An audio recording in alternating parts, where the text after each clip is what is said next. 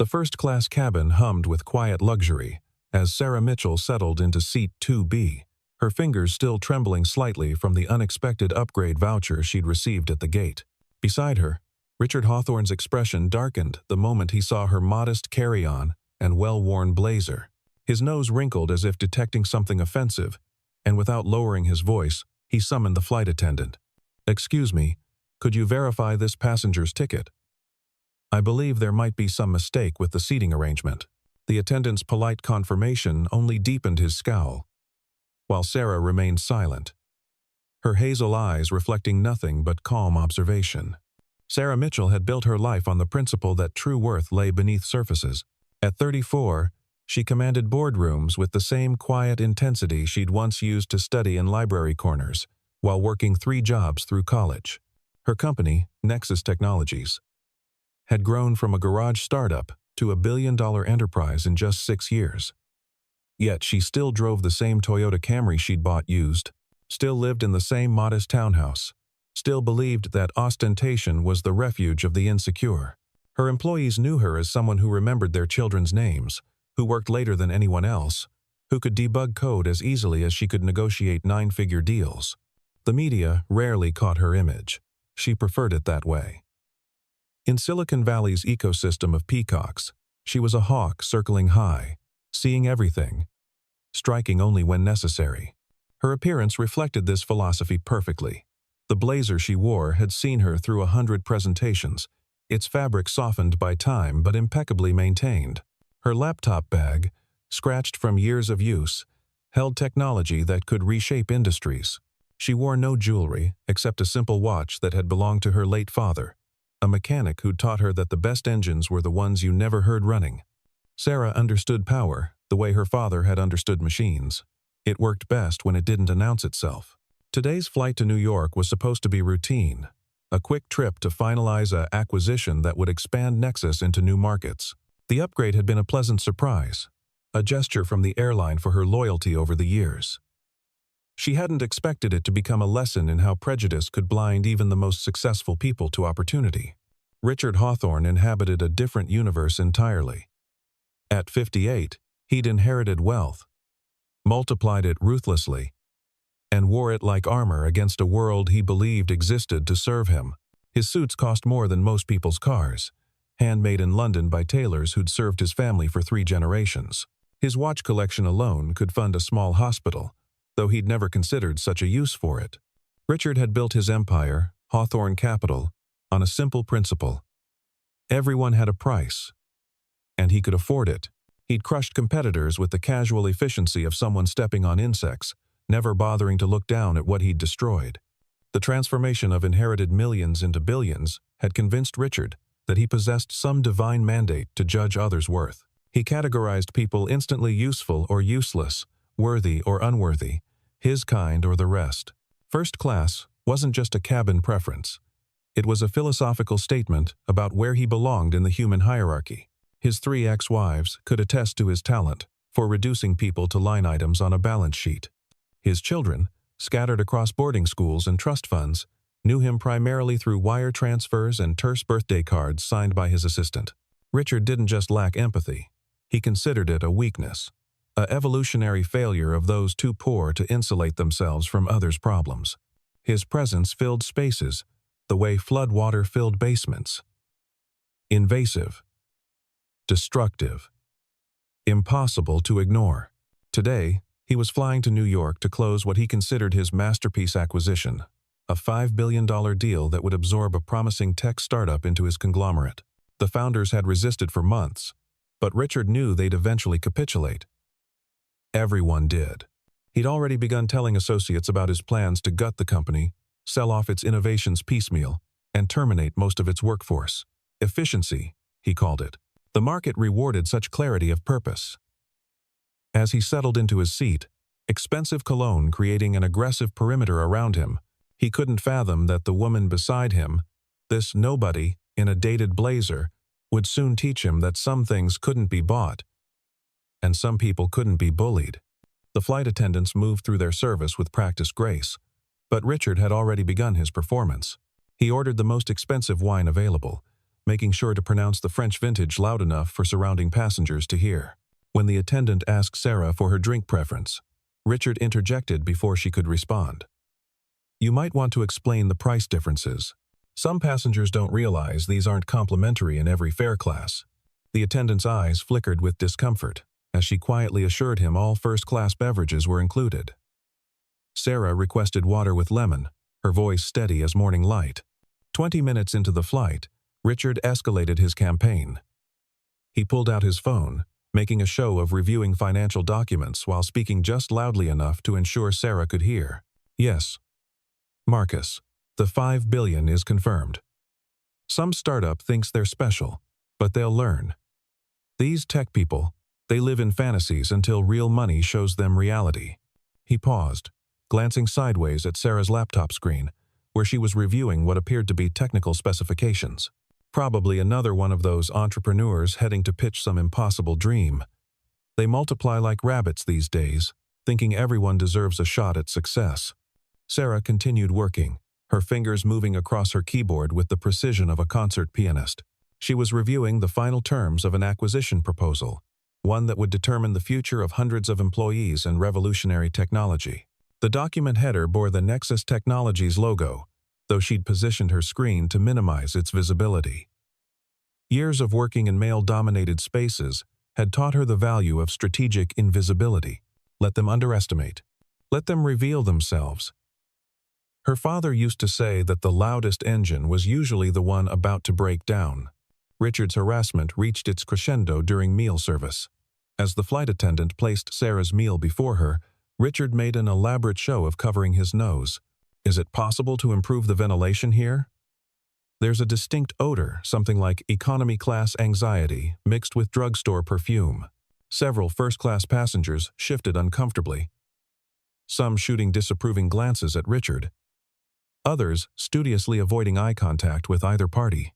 Sarah took a bite of her salad, chewed thoughtfully, and continued reading her documents as if sitting alone. The cruelty might have continued indefinitely, but turbulence intervened. The plane shuddered, causing Richard's wine to splash across his sleeve. As he cursed and demanded immediate assistance, Sarah calmly reached into her bag and offered him a travel packet of stain remover wipes. "These work wonderfully on wine," she said, her first direct words to him. Richard stared at the packet as if it were contaminated, then laughed a sharp, ugly sound. "How perfectly economy of you. Do you carry a whole pharmacy in that thrift store bag? Emergency supplies for your budget lifestyle?" Sarah smiled, an expression that didn't reach her eyes. "I carry solutions to problems. It's a habit." The final hour of the flight passed in relative quiet, Richard having exhausted his immediate arsenal of insults. He'd moved on to loud phone conversations about his various properties, his collection of sports cars, his membership at clubs that Sarah wouldn't have heard of. Sarah had closed her laptop and was now reading a worn paperback, a book on ethical leadership that her father had given her years ago. She'd read it dozens of times, but returning to its pages always centered her before important decisions. Richard noticed the book's shabby condition and smirked. "Self-help? Let me guess. How to succeed without really trying. Save yourself the time." Success isn't something you learn from books written by failures. As the plane began its descent into New York, Sarah tucked the book away and began gathering her things with unhurried efficiency. Richard was already on another call, coordinating his airport pickup. "The Bentley, not the Mercedes. I want these Wall Street pretenders to know exactly who they're dealing with." He ended the call and turned to Sarah one last time. "Friendly advice, whatever you're hoping to accomplish in New York, aim lower. This city eats dreamers for breakfast, especially ones who can't afford the table." Sarah stood as the plane reached the gate, looked down at him, still seated, and spoke quietly enough that only he could hear. "I've never paid for a table in my life. I build them." Before he could respond, she was moving down the aisle, disappearing into the stream of deplaning passengers. Richard emerged from the jet bridge into a perfectly choreographed scene. His assistant waited with his briefcase. His driver stood ready with keys, and a small cluster of financial reporters hoped for a quote about the impending Hawthorne Capital acquisition.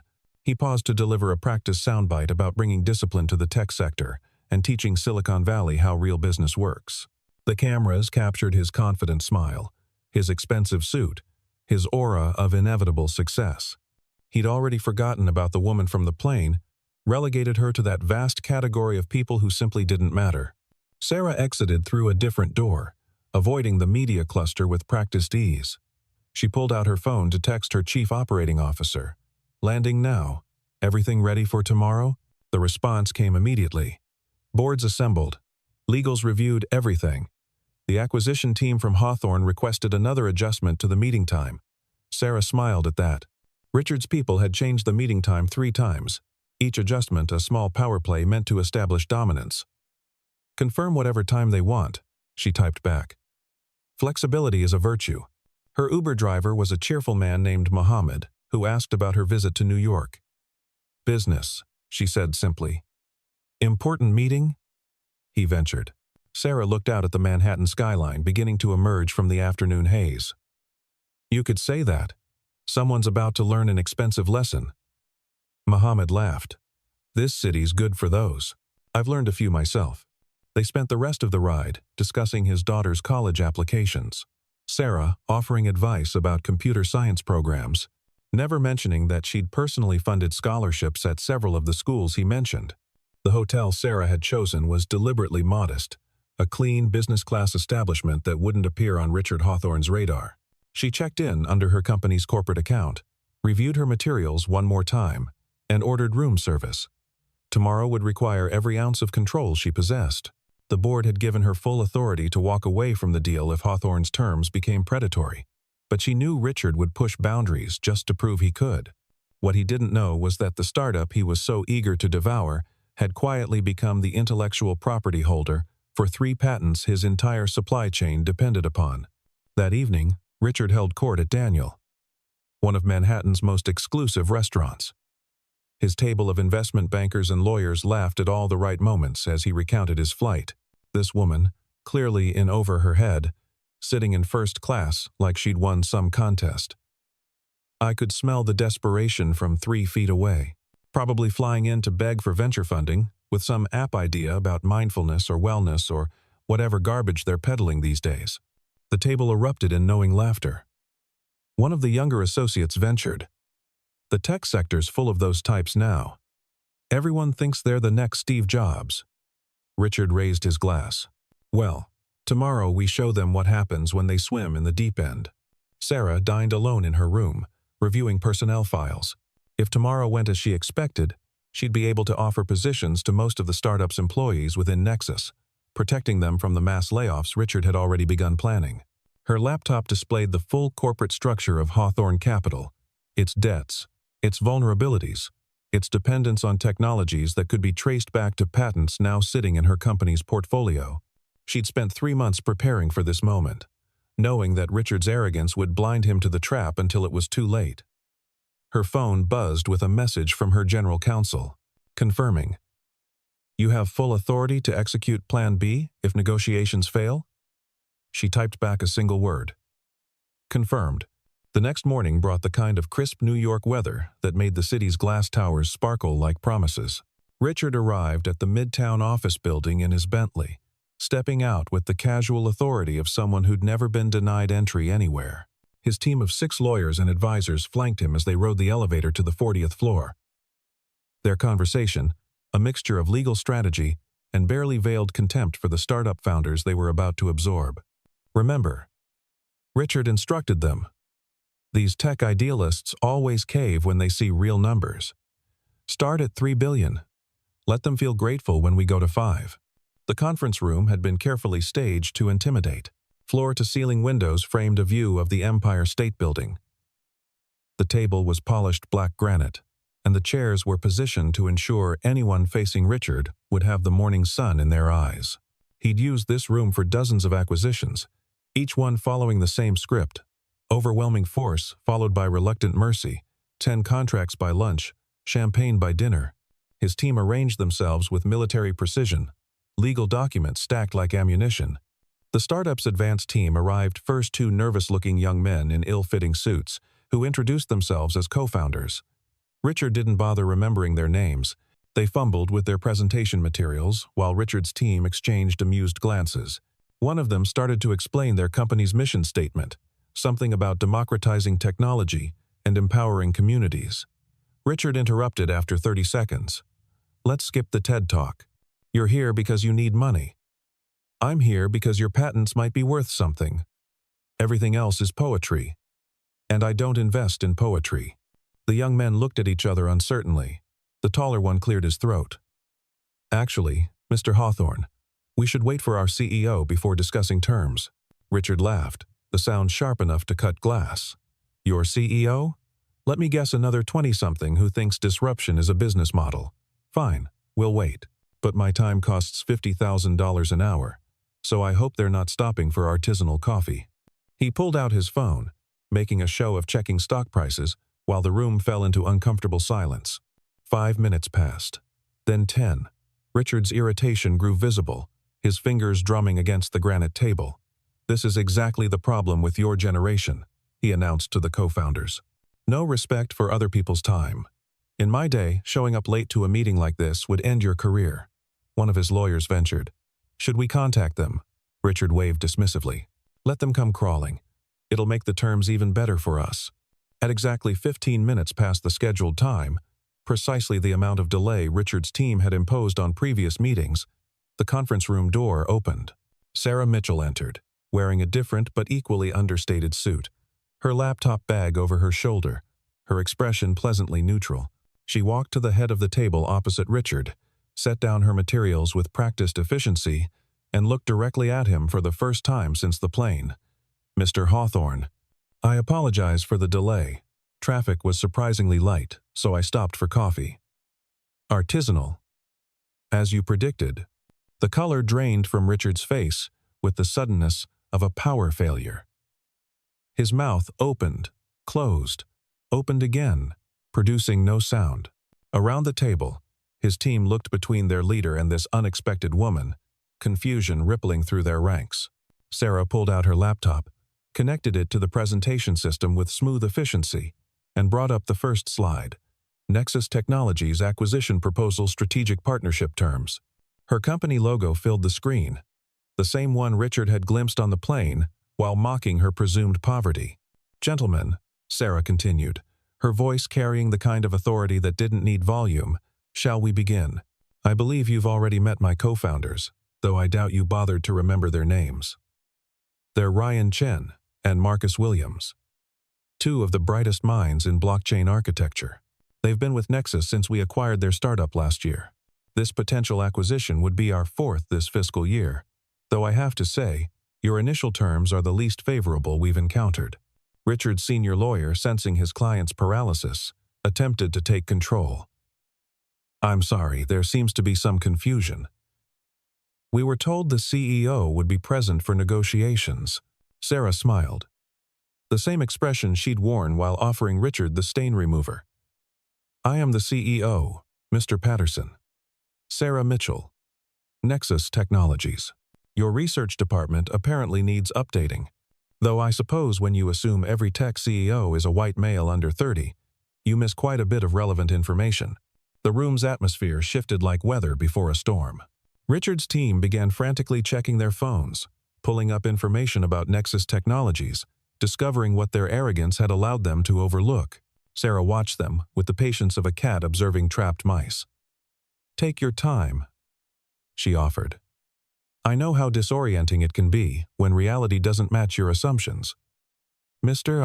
Hawthorne seemed equally surprised on our flight yesterday, though he was too busy critiquing my wardrobe to notice he was sitting next to the person who holds 3 patents his entire supply chain depends upon. Richard finally found his voice, though it emerged strangled and uncertain. You can't be serious. Yesterday you were. Sarah finished his sentence. Yesterday, I was a woman in economy clothes, sitting in first class, which apparently offended your sense of social order so deeply that you spent 3 hours attempting to humiliate me. You called me malodorous, suggested I didn't belong, implied I was beneath consideration. Your exact words, I believe, were that I was probably another one of those entrepreneurs heading to pitch some impossible dream. Well, Mr. Hawthorne, here's my pitch. She clicked to the next slide, revealing a complex diagram of patent dependencies. Your company's entire cloud infrastructure runs on compression algorithms that Nexus developed. You've been licensing them through 3 shell companies, probably without even knowing their origin. Your mobile applications use our encryption protocols. Your data centers depend on our cooling efficiency systems. In short, Mr. Hawthorne, you've been paying us $15 million annually just to keep your lights on, and you never bothered to look closely enough to realize it. Richard's face had progressed from pale to florid. This is corporate espionage. You deliberately concealed your identity to Sarah's laugh. Interrupted him. Genuine and rich. I concealed nothing. I sat in my assigned seat, worked on my computer, and offered you assistance when you spilled wine on yourself. You're the one who created an entire fantasy about who I was based solely on your prejudices. I simply declined to correct you. There's no law against letting someone reveal their character. She stood, walking slowly around the table as she spoke, each step measured and deliberate. You see, Mr. Hawthorne, I've been watching your acquisition strategies for 2 years. You identify promising startups, overwhelm them with legal pressure, acquire them for below market value, then destroy everything that made them special. You've done it 17 times in the past decade.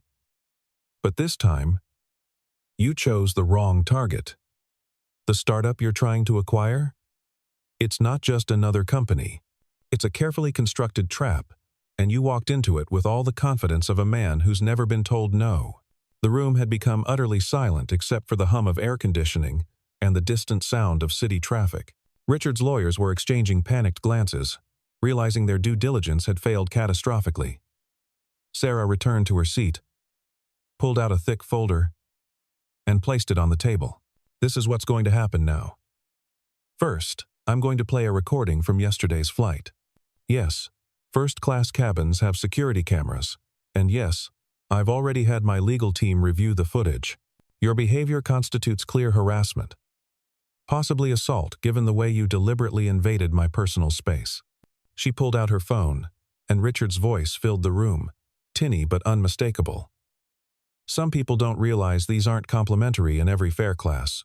There's a distinct odor, something like economy class anxiety, mixed with drugstore perfume. Save yourself the time. Success isn't something you learn from books written by failures. Each word fell into the silence like stones into still water. His own team wouldn't meet his eyes. Second, Sarah continued, we're withdrawing from all acquisition discussions, effective immediately. The patents you've been licensing? Those contracts expire in 6 months. We won't be renewing them unless you agree to some very specific terms about employee protection and technology preservation in all your future acquisitions. Third, this entire interaction will be shared with the Wall Street Journal, who I believe has been investigating your business practices for quite some time. They'll be particularly interested in the recording, I imagine. Richard slammed his hand on the table, the sound echoing through the room. You can't do this. We have contracts. Agreements. Sarah's voice cut through his bluster like surgical steel. We have month-to-month licensing agreements with automatic renewal clauses that either party can terminate with 90 days' notice. Your legal team really should have read them more carefully, though I suppose when you're used to bullying your way through negotiations, you don't bother with the fine print. She began packing her laptop with the same unhurried efficiency she'd shown on the plane. Here's what you never understood, Mr. Hawthorne. Real power doesn't announce itself. It doesn't need Bentleys or Burgundy or belittlement to prove its worth. Real power is patient. It watches. It waits. And when someone reveals themselves to be a small, cruel person who derives pleasure from humiliating others, real power simply chooses not to engage. Richard's senior lawyer attempted one last intervention. Miss Mitchell, surely we can discuss this reasonably. The financial implications for both companies. Sarah turned to him, her expression almost sympathetic. Mr. Patterson, your client spent 3 hours yesterday explaining to me, in excruciating detail, why I didn't deserve to breathe the same air as him. He made assumptions about my worth based on my appearance, my gender, and his own narrow worldview. The financial implications you're worried about. They're not a bug in this scenario. They're a feature. She moved toward the door, then paused, looking back at Richard one final time. "You asked me yesterday if I was reading documents to dream. I was actually calculating exactly how much your ignorance would cost you. The answer, Mr. Hawthorne, is $5 billion, and whatever shred of reputation you have left after the recording goes public. Though I suspect you never had much of the latter to begin with." The door closed behind her with a soft click that somehow sounded louder than any slam. Richard sat frozen, his empire crumbling in real time as his lawyers' phones began buzzing with alerts. The co-founders Sarah had brought Ryan and Marcus remained seated, their nervousness replaced by quiet satisfaction. Ryan spoke first. "She warned us you'd be exactly like this. Said you'd show us who you really were within the first 5 minutes. She was wrong, though. It only took you 3, Marcus added. "We were never really a startup, Mr. Hawthorne. We've been part of Nexus for 18 months. This whole acquisition? It was a test. And you failed it spectacularly." They gathered their materials and left, leaving Richard and his team sitting in a room that suddenly felt less like a boardroom and more like a crime scene. The view of the Empire State Building, which had seemed majestic an hour ago, now looked like a monument to his hubris. Within 6 hours, the story had broken across financial media. Hawthorne Capital loses $5 billion deal. After CEO's airborne harassment. Read the Bloomberg headline. The recording had been released to select journalists, and social media exploded with commentary. The hashtag number first-class failure began trending, accompanied by memes of Richard's shocked face captured by photographers as he left the building. His phone became unusable, flooded with calls from board members, investors, and lawyers, some his own, others representing potential plaintiffs who'd experienced similar treatment. The stock market's response was swift and merciless. Hawthorne Capital shares dropped 12% in after-hours trading. 3 major investors announced they were reviewing their positions. A pension fund that had been considering a $100 million investment withdrew from negotiations. Richard's carefully cultivated image as a brilliant, if ruthless businessman evaporated like morning mist, replaced by a new narrative. The arrogant fool who lost billions because he couldn't keep his prejudices to himself. Sarah held a single press conference that evening, standing behind a simple podium in Nexus Technologies' New York office. She wore the same understated suit, her expression calm and professional. "Today's events were never about revenge or personal satisfaction," she began, her voice carrying the same quiet authority that had dismantled Richard hours earlier. "They were about accountability. Too often, we allow people in positions of power to treat others as less than human simply because they can. We excuse it as confidence, as business acumen, as the price of success." She paused, looking directly at the cameras. "But cruelty is not a business strategy. Humiliation is not leadership. And assuming someone's worth based on their appearance or your own biases is not just morally wrong, it's financially catastrophic." Mr. Hawthorne learned that lesson today. I hope others were taking notes. When asked if she would reconsider the acquisition, Sarah's response was simple. Nexus Technologies partners with companies that share our values. Respect. Innovation. Humanity. Mr. Hawthorne made it clear yesterday that he possesses none of these. The $5 billion he thought he was spending to buy our company, he spent it on a 3-hour demonstration of exactly why he'll never be worthy of it. The financial press conference was followed by an employee town hall at Nexus, streamed to all their offices globally. Sarah stood before her team, the usual corporate backdrop replaced by a simple banner reading "Values Matter." She spoke without notes, her voice warm with genuine emotion. "Some of you have asked if today was planned from the beginning. The truth is, I went to that meeting hoping to be wrong about Richard Hawthorne. I gave him every opportunity to show he was different from his reputation. Instead, he showed me exactly who he was. First on a plane where he thought I was nobody, then in a boardroom where he discovered I was somebody. The fact that his behavior changed based on that discovery tells you everything you need to know about his character." An employee asked about the patent negotiations. Sarah smiled. "We'll license the technology to Hawthorne Capital for 6 more months at current rates.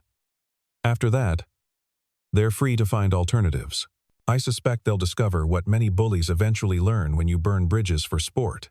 Eventually you run out of rivers to cross. The room erupted in applause, not for the business victory, but for something rarer in corporate America. A leader who'd chosen principles over profit, who'd turned harassment into accountability. Meanwhile, Richard Hawthorne sat alone in his Manhattan penthouse, watching the city lights blur through whiskey and regret. His phone had finally stopped ringing, which was somehow worse than the constant calls. His lawyers had advised him to prepare for a significant settlement to prevent the full recording from being released. His board had called an emergency meeting for the morning, their confidence shattered. His ex-wife had texted him a single emoji. The clown face, somehow more devastating than any words could have been. He replayed the moment over and over, seeing Sarah's face as she entered that conference room, the quiet satisfaction in her eyes as his world tilted off its axis. She'd known. From the moment he'd started his performance on the plane, she'd known exactly who he was and what would happen. She'd let him reveal himself completely. Let him dig his own grave with enthusiastic incompetence. The worst part wasn't the money or the humiliation. It was knowing that she'd been right. He was exactly the small, bitter man she'd exposed him to be. 3 months later, Sarah Mitchell delivered the keynote address at the Global Technology Summit. She stood before 3,000 entrepreneurs, investors, and innovators, her presence commanding the vast auditorium without effort.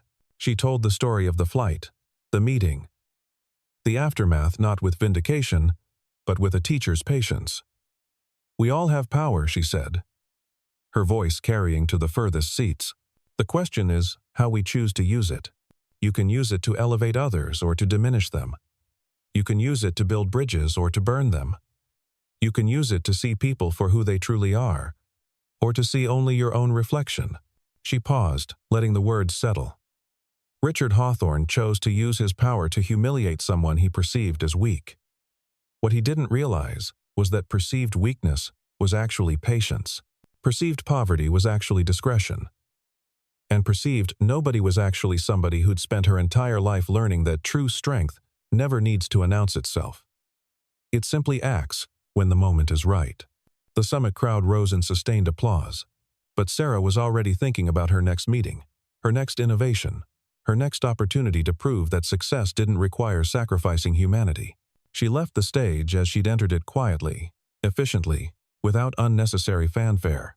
In the audience, a young woman in a second-hand suit took notes. Inspired by the idea that power could be wielded with grace rather than cruelty, Richard Hawthorne watched the keynote from his significantly smaller office, his empire reduced to a shadow of its former glory. The patent licenses had expired, forcing him to rebuild his entire technical infrastructure at enormous cost. Several key employees had defected to competitors, tired of his toxic leadership. His name had become a cautionary tale in business schools, a perfect example of how arrogance could destroy decades of work in a single moment. But the cruelest irony was yet to come. 6 months after the incident, Nexus Technologies acquired 3 more companies, each one a former target of Hawthorne Capital that had managed to escape his grasp. Sarah Mitchell had quietly built a coalition of firms that Richard had tried to destroy, offering them protection and partnership instead of predation. The financial press called it the Mitchell Doctrine, a new model of acquisition based on preservation rather than pillaging. The final scene played out 1 year later, again in an airport, again in first class. Sarah was flying to London for a conference on ethical leadership. As she settled into her seat, she noticed a familiar figure across the aisle. Richard Hawthorne, his appearance notably diminished, his suits less pristine, his presence less commanding. He saw her at the same moment, his face cycling through surprise, anger, and finally, something like resignation. For a long moment, they simply looked at each other across the narrow aisle. Then Richard did something unexpected. He nodded a small, acknowledging gesture that contained multitudes. An admission of defeat, an recognition of her victory, perhaps even a glimmer of understanding about the lesson she'd taught him. Sarah returned the nod, then opened her laptop and began working, dismissing him from her attention as efficiently as she'd dismissed him from her business dealings. The flight attendant approached Richard with the wine list. He glanced at it, then at Sarah working quietly in her seat, then back at the attendant. "Just water, please." he said quietly. "With lemon, if you have it." It was a small gesture, almost certainly meaningless to anyone else. But Sarah heard it, and for the first time since that awful flight a year ago, she allowed herself a genuine smile. Not because she'd won that had never been in doubt once he'd revealed himself, but because, perhaps, just perhaps, Richard Hawthorne had finally learned that respect couldn't be bought, inherited, or demanded. It had to be earned, one small gesture at a time. As the plane lifted into the sky, Sarah thought about her father, the mechanic who'd taught her that the best engines ran quietly. He would have appreciated the poetry of this moment. Two people in first class, equal in their seating, finally equal in their understanding that dignity was the only currency that truly mattered. She typed a note to her team, preparing for London presentation. "Remember, we don't build companies to destroy competitors. We build them to lift communities."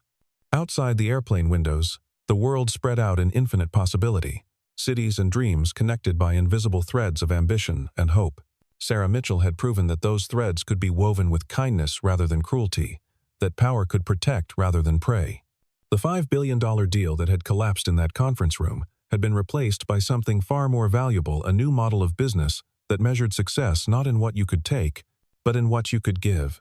The story of the billionaire who lost everything by revealing his true character became legend in business circles, told and retold with various embellishments. But those who knew the truth understood it was never really about the money. It was about a woman who refused to let cruelty pass unchallenged, who turned 3 hours of harassment into a masterclass in patience and power. It was about proving that in a world that often rewarded the loudest voices and biggest egos, sometimes the quietest person in the room was the one holding all the cards. Sarah Mitchell never spoke publicly about Richard Hawthorne again. She didn't need to. Her actions had spoken louder than any words, her patience more devastating than any attack. She'd shown the world that respect was not a luxury reserved for the wealthy, but a fundamental requirement for anyone who claimed to be a leader. And in first-class cabins around the world, executives thought twice before mocking the quiet stranger in the next seat. You never knew who they might turn out to be. You never knew what power might be hiding behind a modest blazer and a patient smile. The sun set over Manhattan as Sarah's plane disappeared into the clouds, carrying her toward new challenges and opportunities. Behind her, she left a changed landscape not just in business, but in the collective understanding that every interaction was a chance to reveal character, and that character, ultimately, was destiny. Richard Hawthorne had learned that lesson at the cost of $5 billion and a lifetime of arrogance. Sarah Mitchell had taught it for free, requiring only that people pay attention. The ending wasn't about revenge or even justice. It was about recognition that every person deserved basic dignity, that assumptions were dangerous, and that true power lay not in crushing others but in lifting them up. Sarah's father had been right about engines. The best ones ran so quietly you forgot they were there, until you needed them to perform.